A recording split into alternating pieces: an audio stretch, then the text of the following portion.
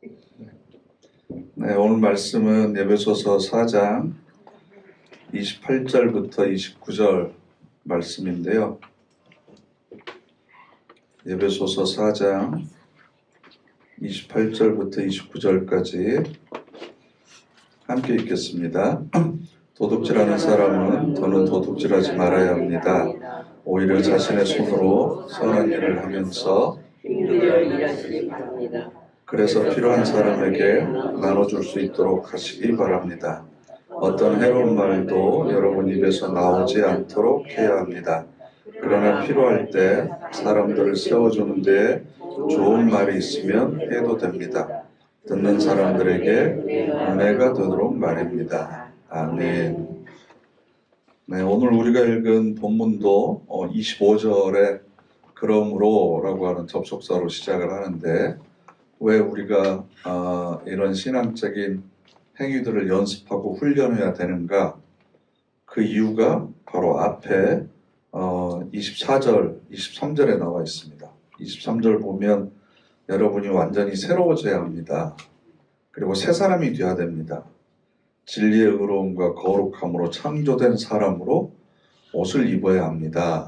그러므로 이런 걸 해야 되고 또 하지 말아야 됩니다. 이렇게 지금 설명을 하고 있거든요. 그래서 지난주에는 거짓된 것을 떨쳐내는 것, 그리고 화를 내더라도 해가 질 때까지 화를 품고 있어서는 안 된다. 이런 두 가지 덕목에 대해서 우리가 함께 생각해 봤고요. 오늘 우리가 살펴볼 내용은 두 가지인데요. 또 28절에 도둑질하지 말아야 된다. 또 29절에 해로운 말도 하지 말아야 된다. 이 두 가지의 의미가 뭔지 먼저 살펴보려고 합니다. 다른 건 다 이해가 되는데 28절 말씀은 신앙인들에게 하는 이야기고 특별히 교회 공동체에게 하는 권면인데, 도둑질하지 말아라. 그러면 실제로 에베소 교회 교인들이 도둑질하는 사람들이 있었다는 거예요? 없었다는 거예요? 있었기 때문에 이 얘기를 하는 거죠. 없었으면 없는데 왜 도둑질하지 말아라 라는 이야기를 하겠습니까? 그래서 문자적으로 단순하게 생각하면 다른 사람의 물건을 훔치는 것, 이것을 흔히 우리가 도둑질이라고 생각을 합니다. 그런데 여기서 말하는 도둑질이라고 하는 것은 교회 공동체 안에서의 문제이니까 이것이 단순히 흔히 우리가 생각하는 절도, 즉 다른 사람의 물건을 훔치는 문제가 아니고 여러 가지 신앙적인 의미들을 가지고 있습니다. 그러니까 먼저 우리가 기억해야 될 것은 우리가 신앙생활을 시작한다고 해서 갑자기 성숙한 사람이 되는 건 아닙니다. 그래서 중생이라고 그러잖아요. 다시 태어나는 거죠. 그러니까 하나님을 아버지로 예수를 그리스도로 고백하고 세례를 받으면 그때 태어나는 겁니다. 영적인 존재로. 나이가 40이 돼서 세례를 받았던 50이 돼서 세례를 받았던 영적으로 보면 아이입니다. 그래서 미성숙합니다. 그래서 연약합니다. 그래서 성경은 그런 사람들을 어리석다라고 표현을 합니다. 그래서 마치 자기가 뭐라도 된 것처럼. 그래서 어린아이 같은 경우는 자기가 세상의 모든 것을 다 할 수 있다고 생각하잖아요. 자기 중심적으로 모든 것이 세상이 돌아간다고 생각합니다.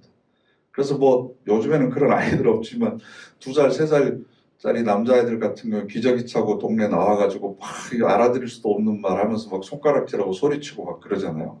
그러니까 세상이 다 자기가 말하는 대로 원하는 대로 움직이고 나에게 그런 통제권이 있다라고 착각을 하는 거죠. 그러니까 내가 성도가 되었다고 해서 갑자기 하나님처럼 온전한 사람이 되었거나 거룩한 사람이 하루아침에 갑자기 된 것은 아니다라는 겁니다. 그러니까 여기서 도둑질이라고 하는 것은 남의 물건을 훔치지 말아라 라는 의미에만 있는 것이 아니고 남의 것을 내가 한 것처럼 그 결과물을 가로채지 말라는 겁니다. 그러니까 영적인 성숙을 이루어 나가는 데 있어서는 첩경, 지름길이 없습니다. 왕도가 없습니다. 그만큼 한 단계 한 단계씩 우리가 계단을 밟고 올라가듯이 하나씩 하나씩 세월이 쌓이면서 성숙해져 가는 거지. 누구는 신앙생활한 지 몇 년이 안 됐는데 갑자기 영적으로 확 비약적으로 성숙하고 그래서 갑자기 성인이 되고 그런 경우는 거의 없다라는 겁니다. 그래서 남이 해놓은 것을 마치 자기가 한 것처럼 그리고 자기가 그것을 누리고 있는 것처럼 착각하는 거죠.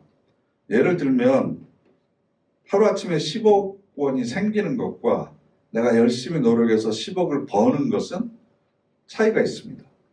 내 손에 10억이 있다라고 하는 결과물은 똑같지만 10억이라고 하는 돈을 벌기 위해서는 열심히 노력해야 되고 땀 흘려야 되고 그러는 과정에서 인격이 성숙하고 돈을 관리하는 법도 배우고 내 삶이 얼마나 소중한가도 깨닫게 되고 그래서 10억을 버는 과정에서 단순히 돈이 쌓인다는 의미가 아니고 그 세월 동안 그 사람의 인격도 성숙해져 가는 거죠. 세상이 어떤 곳인지도 알게 되고. 그런데 하루아침에 10억이 생겨봐요. 그럼 그건 그 사람에게 재앙입니다. 저주가 될 수 있습니다. 그래서 로또 당첨이 된 사람들, 미국에서의 그 복권은 우리보다 훨씬 더 액수가 큰데요. 하루아침에 그렇게 떼돈이라고 그래야 되나요? 그걸 번 사람들이 인생이 행복해지는 경우가 거의 없습니다. 오히려 그 돈 때문에 인생을 망칩니다. 왜냐하면 그것을 내가 받아들여서 소화할 수 있는 능력과 자질이 아직 안 갖춰져 있기 때문에 그렇습니다. 그러니까 성경에서 도둑질이라고 하는 것은 뭐냐 그러면 돈을 벌기 위해서 그만큼 노력하고 자신의 삶을 투자하고 그러면서 내가 단련되고 연습하고 훈련되는 그런 과정이 없이 갑자기 돈이 하늘에서 뚝 떨어지는 것처럼 내 신앙도 그렇게 될 것이다라고 착각하는 거죠. 그게 바로 도둑질이고 도둑놈 신보입니다. 그러니까 내가 정당하게 해야 될 헌신과 내가 정당하게 해야 될 섬김 그리고 경건의 훈련 같은 노력들을 하지 않고 자꾸 남의 시각을 의식하고 거기에 맞추려고 하는 것들이 우리를 사실은 정당한 노력을 하지 못하도록 만든다는 거죠. 그러니까 이 도둑질이라고 하는 것은 윤리적이고 도덕적인 내용들도 포함되어 있는데요. 남의 물건을 훔치지 않는 것, 이건 당연한 얘기고 결과만을 가지려고 하는 시도들입니다. 결과만을 가지려고 하는 시도들. 내가 그리스도의 성품을 닮은 사람으로 변화되는 것은 기도 열심히 한다고 되는 것도 아니고 예배 많이 참석한다고 되는 것도 아니고 성품이 변화되는 건 그만큼 아픔이 있어야 되고 갈등이 있어야 되고 또 그것 때문에 기도하는 시간도 많이 늘어나야 되고 그러면서 내 한계도 깨닫고 내가 이렇게 모난 부분이 깨지고 다듬어지고 이런 과정들을 거치면서 내가 그리스도의 성품을 소유하는 거지 유명한 목사님 만나서 안수기도 받고 아니면 은혜 넘치는 교회 가가지고 예배드리고 그런다고 해서 내가 갑자기 그리스도의 성품을 닮은 사람으로 변화되는 것은 아니다라는 겁니다. 시설이 좋은 교회, 큰 교회 가면 내 신앙이 커지고 좋은 설교 들으면 내가 좋은 신앙인이 되고 아름다운 성가대 찬양이 있는 그런 교회에서 예배드리면 내가 아름다운 신앙인이 된 것 같고 이건 아니라는 거죠. 그러니까 좋은 학교는 선생님이 만든 게 아니고 학생이 만듭니다. 결국 그 결과를 만들어내는 것은 학생이 만들어내는 거지 선생님이 만들어내는 건 아니거든요. 그러니까 우리가 다른 사람들이 부러워할 만한 좋은 교회, 아름다운 교회가 되기 위해서는 여러분 한 사람 한 사람이 훌륭한 신앙인이 돼야 되고 아름다운 신앙인이 되어야 그런 사람들이 모여있는 교회가 그렇게 되는 거지 목사 한 사람이 뭐 유명해가지고 아니면 우리 교회는 변호사가 몇 명 있어서 옛날에 그런 거 자랑했었잖아요. 우리 교회는 국회의원이 와서 주차 정리한다. 그걸 자랑으로 어딘지 모르세요? 그런 교회도 있고 그랬었는데 국회의원이 몇 명이다. 뭐 변호사 판사가 몇 명이다. 내가 그런 교회 다닌다. 그렇다고 해서 내 실력이 내 믿음의 실력이 자라나는 것은 아니다라는 겁니다. 그리고 내가 마땅하게 해야 될 일들이 있는데 그것을 하지 않고 남에게 시키는 경우들이 있어요. 그래서 나는 좀 더 편하게 신앙생활 하려고 하는 경우. 꼭 그렇지는 않지만 쉬운 예를 들면 목사님 이런 일이 있는데 저를 위해서 새벽마다 기도 좀 해주세요 라는 부탁을 자주 하십니다. 그럼 제가 말은 안 하지만 속으로 자기가 해야 하나님이 더 잘 들어주실 텐데 그걸 왜 나한테 부탁을 하나. 물론 나도 하겠지만 그러면서 속으로는 그런 분들은 다 그런 생각하는 거야. 목사님이 저보다 하나님하고 친하니까 하나님하고 가까운 사람이 청탁을 하면 하나님이 더 잘 들어주시지 않을까. 나는 하나님하고 안 친하니까 내가 부탁하면 잘 안 들어주실 텐데 그런 마음이 속에 깔려 있는 거죠. 근데 그런 마음도 결국은 내가 적극적으로 기도하고 하나님을 만나려고 하고 그런 노력들을 하지 않는 핑계거리들을 대는 거죠. 사실은 정당하게 노력하지 않는 겁니다.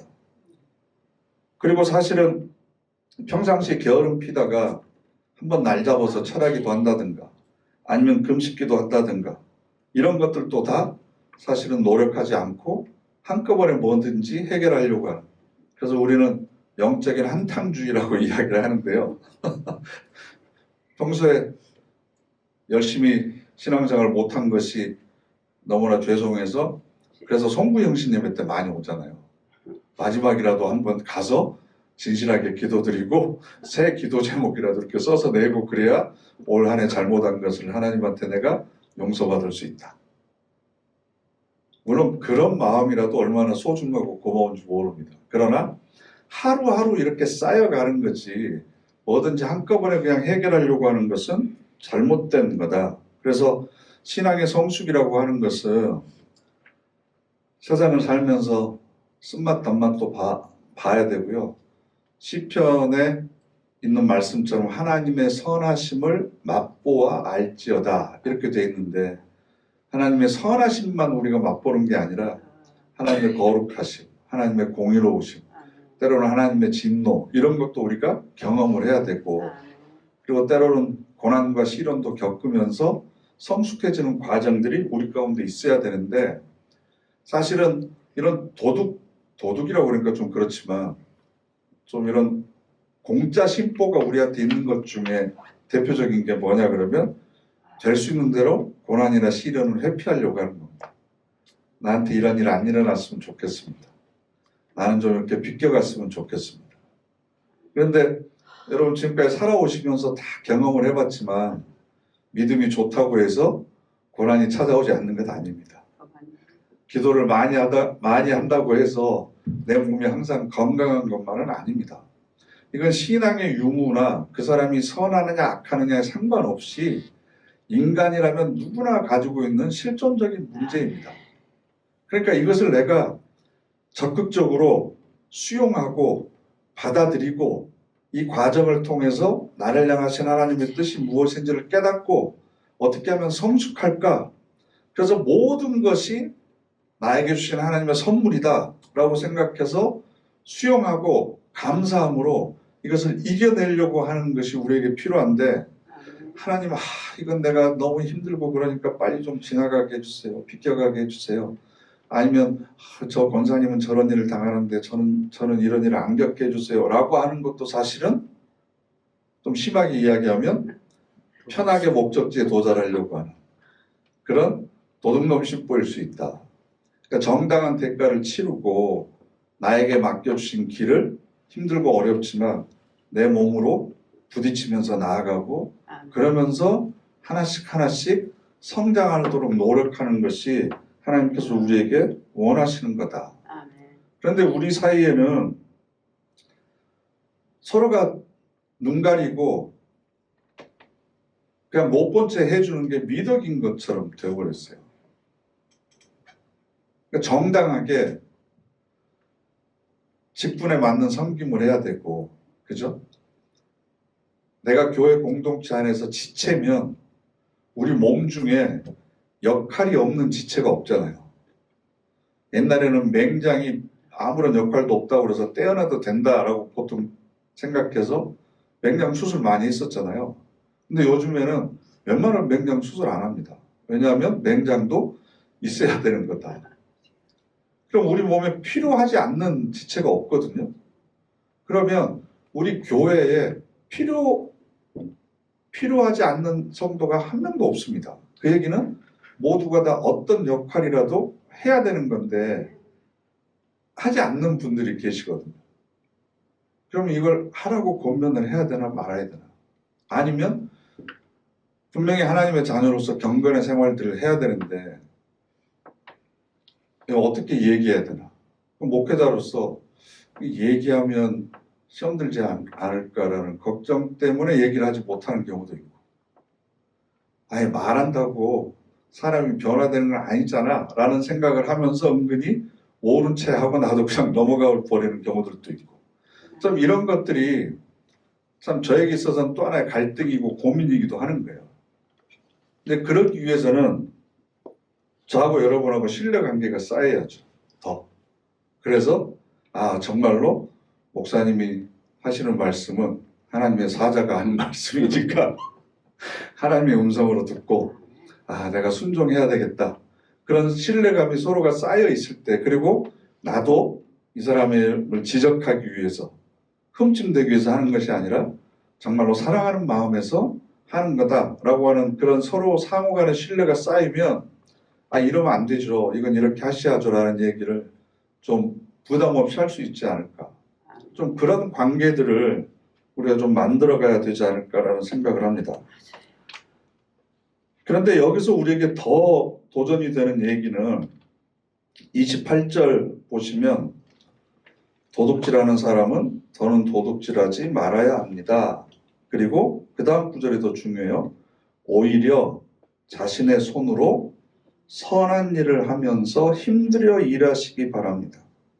그래서 필요한 사람에게 나눠줄 수 있도록 하시기 바랍니다. 좀 더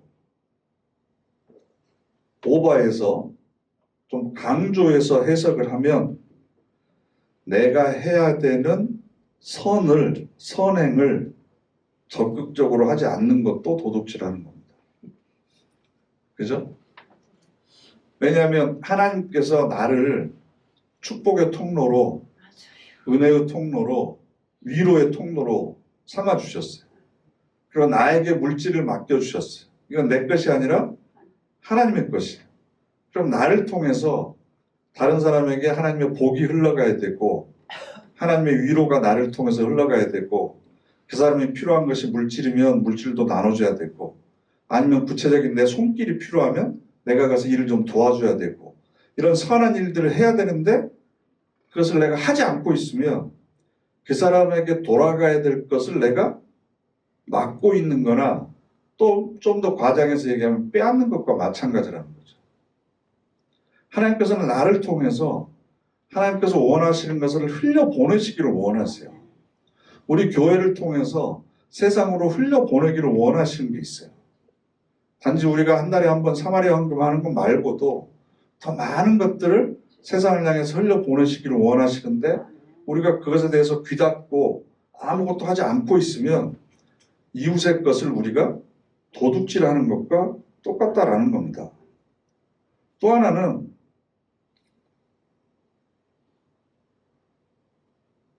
교회에서 다른 사람들에게 상처받았다는 이유로 내가 마땅히 해야 될 것을 안 하는 경우들이 많이 있습니다. 목사가 왜 저래? 장로가 왜 저래? 권사님 왜 저래? 그러니까 나 안 해. 근데 여러분, 나중에 우리가 하나님 앞에 섰을 때 내 개인적인 신앙에 대한 책임은 내가 지는 겁니다. 너 그때 왜 이웃을 돌보지 않았냐? 저 권사님하고 하기 싫어서 안 했어요. 너 왜 그때 더 기도 열심히 하지 않았냐? 누구랑 같이 하는 거 싫어서 제가 기도 안 했어요. 왜 더 열심히 섬기지 않았느냐? 나는 그렇게 할 바에는 아예 안 하는 게 낫겠다고 생각해서 안 했어요. 이게 전부 다 환경을 탓하고 다른 사람 탓을 하는 거죠. 중요한 건 하나님 앞에 내가 서는 겁니다. 하나님 앞에 내가 단독자로 서는 것. 그래서 하나님 앞에 내가 결단하는 것. 이게 키에르케고르가 얘기했던 굉장히 중요한 개념이거든요. 나는 누구로 서지 않아요.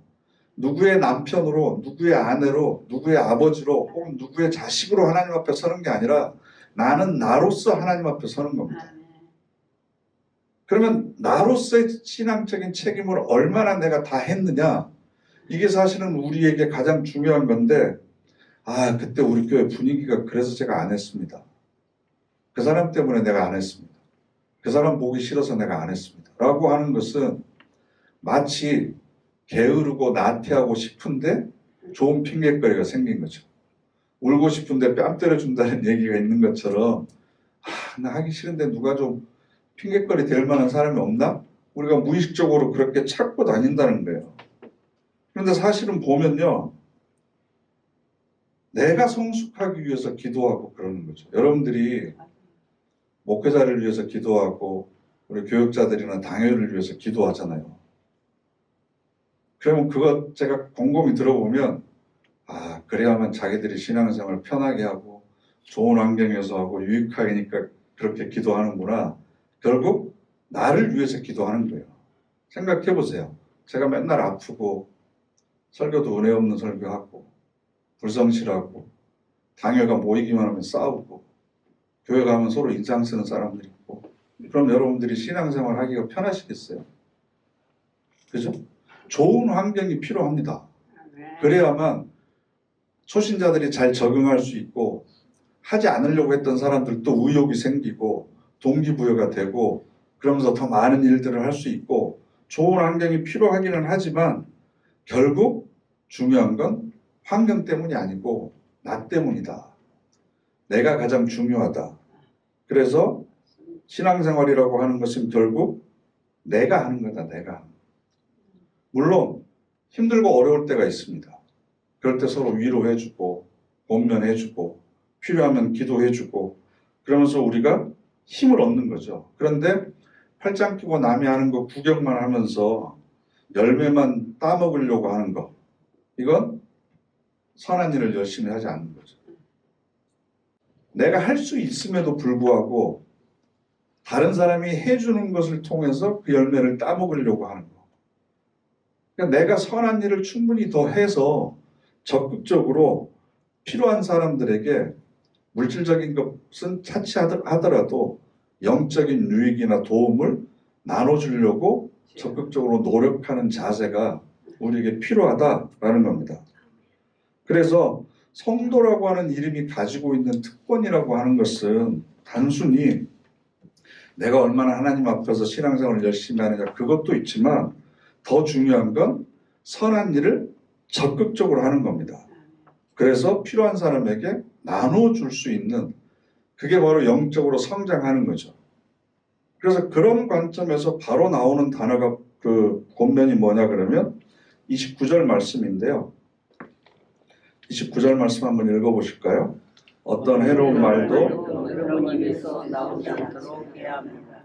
그러나 필요할 때 사람들을 세워주는데 좋은 말이 있으면 해도 됩니다. 듣는 사람들에게 은혜가 되도록 말입니다. 아멘. 말에 관한 건데요. 제가 지난 시간에도 말씀을 드렸지만 우리가 신앙생활하면서 쌓아가야 되는 덕목들 중에 절반 이상이 관계에 관한 겁니다. 이웃과의 관계. 그래서 어떻게 맺느냐에 따라서 내 신앙의 성숙도가 결정이 됩니다. 그래서 내가 경건생활, 신앙생활 하는 것을 무엇을 지표로 해가지고 어느 정도 수준인지 알 수 있느냐. 기도 많이 하면 내가 신앙생활 잘하고 예배에 빠지지 않고 11조 잘하고 무슨 일 있을 때마다 열심히 하고 그것도 좋지만 여러분들이 우리가 대부분 생각하지 않고 있는 기준이 있어요. 그게 뭐냐 그러면 내가 얼마만큼 관계를 잘 맺고 있느냐입니다. 관계를. 신앙생활을 하기 전과 하고 나서 아니면 예전보다 지금 더 많은 사람들과 깊은 관계, 은혜를 나눌 수 있는 사랑의 관계가 점점점 넓어져 가고 있다는 건 그만큼 신앙이 점점점 성숙해져 가고 있다는 거거든요. 근데 갈수록 만나는 사람들이 제한돼 버려요. 갈수록 죄송하지만 끼리끼리 문화만 형성이 돼 버려요. 그럼 내 신앙의 폭이 점점점 좁아지고 있다는 거거든요. 그런 관점에서 오늘 말씀을 보시면 먼저 갈라디아서 5장 13절 14절 말씀 함께 찾아보실까요? 갈라디아서 5장 13절과 14절 말씀 함께 읽겠습니다. 형제자매 여러분은 자유를 누리도록 부르심을 받았습니다. 그러나 다만 여러분은 그 자유를 몸뚱이의 욕망을 채울 기회로 삼지 말고 오히려 사랑으로 서로 종로로 다십시오. 율법 전체는 이 한 말씀 속에 요약되어 있습니다. 그 말씀은 너의 이웃을 너 자신처럼 사랑하라 하신 것입니다. 아멘. 사도 바울은 더 축약했어요. 예수님께서는 뭐라고 그러셨죠? 율법사들이 찾아와서 그렇게 많은 율법 중에서 가장 중요한 것이 무엇입니까? 마음과 뜻과 목숨을 다해서 주 너의 하나님을 사랑하고 또 이웃을 내 자신과 같이 사랑하라. 그러면서 둘째도 그와 같으니 그러셨다고요. 둘째도 그와 같으니. 그러니까 하나님을 사랑하는 것과 이웃을 사랑하는 것이 똑같이 중요하다라는 건데 사도 바울은 아예 하나님을 사랑하는 것을 빼버렸어요. 왜냐하면 하나님을 사랑하는 건 뭘로 나타난다? 이웃을 너 자신처럼 사랑하는 게 하나님을 사랑하는 거다. 그래서 율법은 딱 하나다. 그러니까 다른 말로 하면 우리 기독교인들이 살아가면서 삶으로서 지켜야 될 계명은 딱 하나다. 이웃을 너 자신같이 사랑해라. 교우들을 나를 사랑하는 것처럼 사랑해라. 이것이 율법 딱 하나다. 하나로 모으면 이것 딱 하나다. 그러면 내 신앙의 기준도 내가 얼마만큼 나처럼 사랑하는 사람이 늘어나야 되겠죠. 점점점. 내가 나를 사랑하는 것처럼 그렇게 아끼고 소중하게 여기는 존재가 점점점 늘어나야 되겠죠. 적어도 1년에 한 명은 늘어나야 되겠죠. 그럼 신앙생활을 한 연수에 비해서 내가 정말 나처럼 사랑하고 있는 사람들의 숫자가 많이 늘어나야 되는 거예요. 이게 바로 사실은 경건의 훈련이고 에베소서 4장 3절 말씀을 보면 성령님이 평화의 줄로 한데 묶어 이루어 놓으신 하나됨을 지키려고 애쓰십시오. 하나됨을 지키려고 애쓰는 방법이 바로 이웃을 내 자신처럼 사랑하는 겁니다. 그래서 그리스도의 법이라고 하는 것은 함께 사는 법입니다. 함께 일하는 법입니다. 그래서 교회 생활을 하면서 우리가 나와 생각이 다르고 성격이 다르고 성장 과정이 다르고 삶의 스타일이 다른 수없이 많은 사람들을 만나면서 끊임없이 우리가 부딪히고 갈등하고 시험에 들지만 이 모든 과정들을 통해서 결국 연습하는 건 이웃을 내 자신처럼 사랑하는 연습을 하는 겁니다.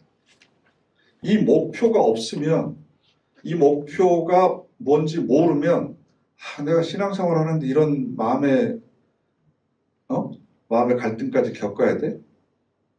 그냥 교회 가서 평안하게 그냥 예배만 드리고 평화를 누리면서 그냥 집에 돌아오면 좋을 텐데 오늘 또 가가지고 또 이런 불쾌한 감정도 느끼고 그래야 돼? 그건 내가 내 자신처럼 아직도 다른 교우들을 사랑하지 못하고 있구나.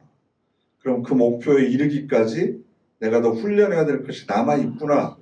이렇게 생각해야지 이웃을 사랑하는 것이 우리 신앙생활의 가장 큰 목표다라고 하는 것을 잊어버리면 그 과정 자체가 시험거리가 돼버리고 나 이럴 바에는 차라리 안 가. 차라리 안 가는 게 마음이 편해. 그렇게 생각할 수 있다는 거죠. 그런데 이 과정들을 거쳐 나가야 됩니다. 그래서 뿐만 아니라 교회 안에 문제가 좀 있어야 돼요. 갈등이 좀 있어야 돼요. 갈등이 없고 문제가 없으면 여러분 들판에서 자라는 나무와 온실에서 자라는 나무를 한번 생각해 보세요. 온실에서 자라는 나무는 적당한 햇빛과 적당한 온도를 항상 제공해주고 온실에는 바람 불 일이 없잖아요. 비바람 칠 일도 없죠. 왜냐하면 알아서 스프링클러로 물 다 뿌려주고 자기가 힘써서 그 척박한 대지에다가 깊게 뿌리를 내리려고 노력하지 않아도 됩니다. 왜냐하면 온실은 이미 다 옥토를 다 갖다가 주인이 뿌려주고 그러니까 대강 뿌리 내려도 되고 내가 좀 연약한 것 같으면 영양제 같은 거 다 꼽아주고 그러니까 별로 노력하지 않아도 돼요. 그런데 그 온실의 나무가 튼튼할까요? 건강할까요?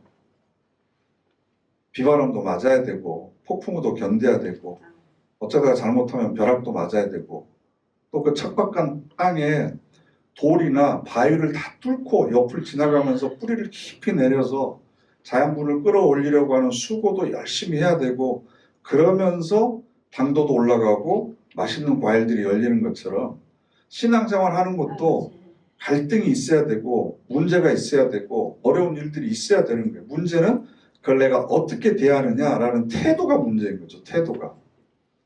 내가 성숙해지기 위한 과정이다. 이웃을 더 사랑할 수 있도록. 근데 이웃을 내 몸처럼 사랑하려고 하는데 내 안에도 아직도 쓴뿌리가 있구나. 아직도 걸려 넘어지는 돌이 내 안에 있구나. 상대방의 이것조차도 받아들이지 못하는 내 안에 옹졸함이 이런 게 있구나. 이걸 스스로 깨닫도록 하기 위해서 사실은 나와 다른 교우들이 여기에 존재하는 거죠. 그러니까 함께 사는 법을 배우는 겁니다. 잘못하면 이걸 놓치면 천사의 말을 하고도 울리는 꽹과리가 됩니다. 산으로 옮기는 믿음이 있을지라도 아무것도 아닌 게 됩니다. 그래서 사실은 어떻게 보면 교회 안에 목사 같지 않은 목사도 있고 장로 같지 않은 장로도 있고 권사 같지 않은 권사도 있고 그 직분에 맞는 사람이 와서 그 직분을 감당하려면 천사가 와야죠. 그런데 그 부족한 사람임에도 불구하고 직분을 줘서 그 일을 하는 이유는 그 일을 하면서 본인도 성숙하지만 그 사람의 짐을 내가 함께 져줌으로 인해서 이웃을 사랑하는 법을 우리에게 가르치려고 하는 하나님의 의도가 있는 겁니다. 어떻게 저렇게 부족한 사람이 저걸 맡았지? 그러면 항상 제가 하는 말이 있어요. 왜 다른 사람에게는 안 보여주고 그 부족한 면을 나에게만 보여주실까? 네? 어떻게 저 사람이 찬양대를 해? 아니 어떻게 저 사람이 재정부를 맡아? 아니, 어떻게 저 사람이 안내를 해? 그럼 왜 나한테만 다른 사람은 아무렇지도 않게 생각하는데 왜 나한테만 그 단점이 보일까? 왜 그 부족함이 보일까? 왜 그럴까요? 내가 다 잘 알고 내가 더 잘나서 그 사람보다? 왜 하나님께서 나에게 그걸 보여주실까요? 내가 가서 담당하라는 거죠. 그 부족함을. 내가 채워주라는 겁니다. 내가 그걸 덮어주라는 겁니다. 서로의 짐을 함께 지라고 하나님께서 나에게 사랑할 수 있는 기회를 주신 거지. 그런데 우리는 그런 관점에서 생각을 안 하면 내가 스피커가 되는 거예요. 더 크게 떠들어요. 그러면서 자기의 잘남과 우월함을 과시하는 거죠. 이게 뭐냐 그러면 바로 해로운 말입니다. 해로운 말. 그래서 신앙이 점점 더 성숙해지면 저 사람이 뭐라고 그래도 웃고 이 사람이 뭐라고 그래도 웃고 저 사람이 이렇게 억지 부리면 그래 맞다 그러고 저 사람이 저렇게 억지 부려도 그렇게 맞다 그러고 하나님 편을 들어서 모든 사람을 수용할 줄 아는 사람입니다. 사람 편을 드는 것이 아니고 하나님 편에 서서 모든 사람을 사랑으로 대하는 겁니다. 그렇기 때문에 해로운 말이라고 하는 것이 입 밖에 나와서는 안 된다. 마태복음 12장 한번 찾아보실까요? 마태복음 12장 34절부터 37절까지입니다. 마태복음 12장 34절부터 37절까지 함께 읽겠습니다. 독사의 자식들아, 당신들이 악한데 어떻게 선한 것들을 말할 수 있겠소? 사람은 마음에 흘러넘치는 것을 입으로 말하기 때문이요. 선한 사람은 선한 것을 보물로 쌓아둔 창고에서 선한 것들을 꺼내놓소. 그러나 악한 사람은 악한 것들을 보물로 쌓아둔 창고에서 악한 것들을 꺼내놓소. 당신들에게 말하오. 사람들이 무슨 쓸데없는 말을 하든지 심판날에 그것에 대해 책임지게 될 것이요. 당신이 한 말로 의롭다고 여겨지고 당신이 한 말로 죄 있다고 판결받을 것이요. 아멘. 그러면 이 마지막 말씀을 에베소서 4장 29절에 대입을 해보면 해로운 말을 한 사람은 해로운 말 때문에 죄 있다고 판결받을 거고, 그죠? 사람들을 세워주는데 좋은 말을 하는 사람들은 의롭다고 판단을 받을 것이다. 내가 한 말 때문에 내가 심판대 앞에서 의인이 되느냐 죄인이 되느냐가 결정이 된다. 그래서 해로운 말은 입 밖으로 꺼내질도 말고 입에서 나오지 않도록 해야 되고, 다른 사람들에게 세워주는 말을 해야 된다. 세워주는 말. 세워주는 건 어떻게 해요? 위로하고 격려해주고 칭찬해주고 부정적인 것도 긍정적인 시각에서 바라봐주고, 그래서 힘을 얻어 살 수 있도록 세워주는 말을 해야 되는데, 여기서 더 중요한 건 뭐냐 그러면요, 더 중요한 건 29절 그러나 필요할 때입니다. 필요할 때. 이게 무슨 뜻이냐 그러면 아무리 좋은 말도, 다른 사람을 세워주는 말, 은혜스러운 말도 때를 구별할 줄 알아야 돼요. 아무 때나 하면 안 됩니다. 여기서 필요할 때는 말을 하는 사람들이 필요할 때예요, 듣는 사람들이 필요할 때예요. 그렇죠. 듣는 사람들이 필요하다고 느낄 때 그 말을 해줘야지, 내가 하고 싶을 때 하는 것이 아닙니다. 이게 중요합니다. 그래서 여러분들이 누구에게 권면할 일이 있으면 열흘은 기도하셔야 돼요. 네? 누구에게 충고할 일이 있으면 열흘은 금식하면서 기도하셔야 됩니다. 그러면서 그 때가 언제인지 가르쳐 주십시오. 하나님 저를 통해서 이 사람에게 깨달음을 주시려면 제가 어느 때 이야기해야 될지 그 때를 가르쳐 주십시오.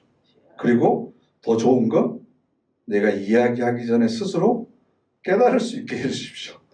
깨달을 수 있게 해주십시오. 이게 가장 좋은 겁니다. 그리고 우리가 서로를 위로하는 데 있어서도 이걸 긍정적으로 보는 시각을 바꿔줘야 되거든요. 슬픔 가운데 있는 사람들이 있어요.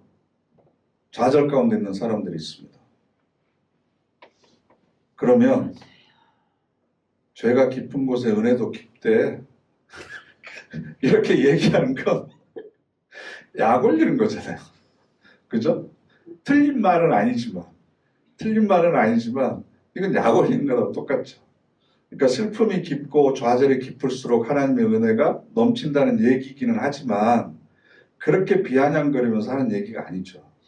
당신이 슬플 때, 힘들 때 언제든지 내가 도와줄 수 있으니까 필요할 때 언제든지 얘기해.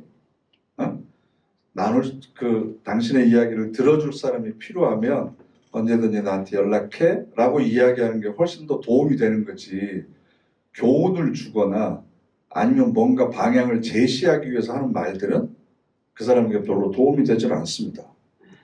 혹시나 기도의 응답을 받았다, 아니면 신비한 체험을 했다 그러면 시기하거나 질투하지 마시고, 하나님이 사랑하셔서 성령의 은사를 주셨나 보다, 참 좋겠다 라고 격려해 주시고, 하나님과 깊은 영적인 기도 가운데로 나아가려고 하는데 기도가 잘 안 되는 사람들은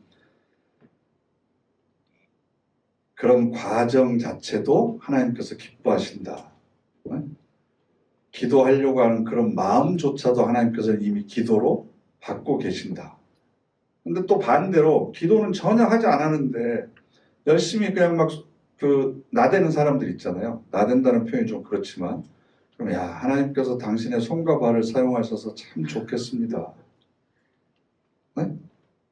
무슨 얘기인지 아셨어요? 너는 기도도 안 하고 맨날 앞에 나서서 이렇게 얘기하지 마시고, 하나님께서 그래도 당신의 입술을 통해서 찬양을 받으시니 참 좋겠습니다.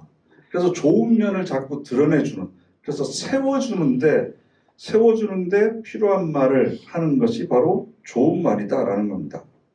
물론 혀로만 말하는 것, 입으로만 말하는 것이 말은 아닙니다. 비언어적인 소통이 있습니다. 그 사람을 향한 눈빛, 표정, 그리고 어깨 한번 토닥거려 주거나 손을 한번 잡아주거나, 아니면 말없이 옆에 앉아서 예배를 같이 드려주거나 하는 것도 사실은 그 사람에게 굉장히 큰 위로가 되고 격려가 되는 것입니다. 아직도 내가 기쁜 마음으로 편한 마음으로 손잡아 주고 싶은 사람이 없다면, 아니 그렇게 하고 싶은데 약간 좀 거리끼는 사람들이 아직도 존재한다면, 아, 내 신앙의 폭을 더욱더 넓혀야 되겠다. 나를 통해서 은혜가 되도록, 은혜가 많은 사람들에게 흘러가도록 해야 되겠다 라는 걸 여러분들이 다시 한번 기억하셔서, 우리의 신앙은 내 개인의 경건으로 결정되는 게 아니고 관계 속에서 드러난다. 관계 속에서. 이웃을 얼마나 많이 사랑하느냐가 결국 하나님을 사랑하는 것의 지표가 된다. 이 말씀을 마음속에 새기시고, 여기 수요 성경 공부를 들으신 여러분들을 통해서 우리 교회가 더욱더 사랑의 공동체로 아름답게 변화되기를 간절히 바랍니다. 아멘. 기도하겠습니다.